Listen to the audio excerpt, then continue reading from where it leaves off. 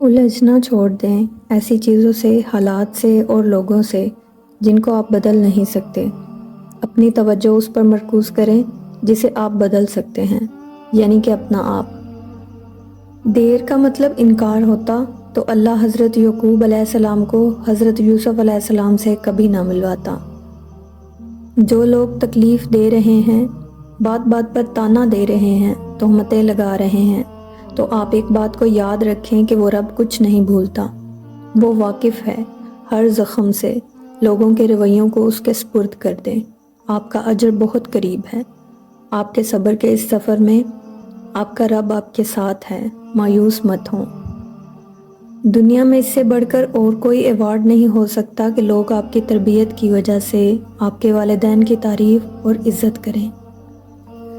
چھوٹی سی زندگی ہے، اسے مشکل مت بنائیں۔ مایوسی کو دور پھینک دیں اور اللہ تعالیٰ پر یقین رکھیں۔ وہ بہت محبت کرنے والا ہے۔ لوگوں کے رویوں سے خود کو دکھی نہ کریں۔ سب کچھ اللہ تعالیٰ پر چھوڑ دیں اور پرسکون ہو جائیں۔ جو آپ کا ہے وہ آپ تک آ کر رہے گا۔ تو مسکرائیں کیونکہ یہ زندگی ایک نعمت ہے، اور جتنا بھی وقت ہے خوش رہیں اور خوشیاں بانٹیں۔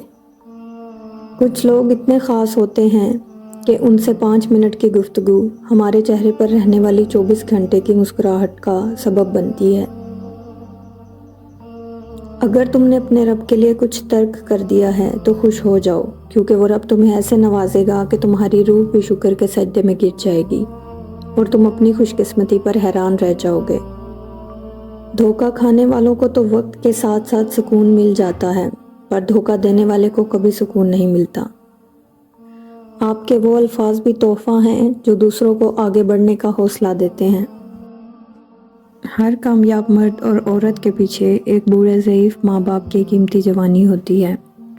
بارشوں میں قبرستان کا چکر لگا لیا کرو، کیونکہ وہاں وہ دفن ہے جو بجلی کی چمک دیکھ کر آپ کو اپنے سینے سے لگا لیتے تھے۔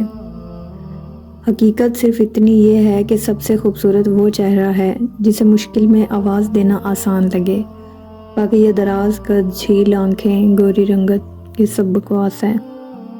تمہاری چمک میں تمہیں کوئی بھی چن سکتا ہے، لیکن تمہارا حقدار وہی ہے جب تم مرجھا رہے ہو اور وہ تمہیں تازہ مہک بخشے۔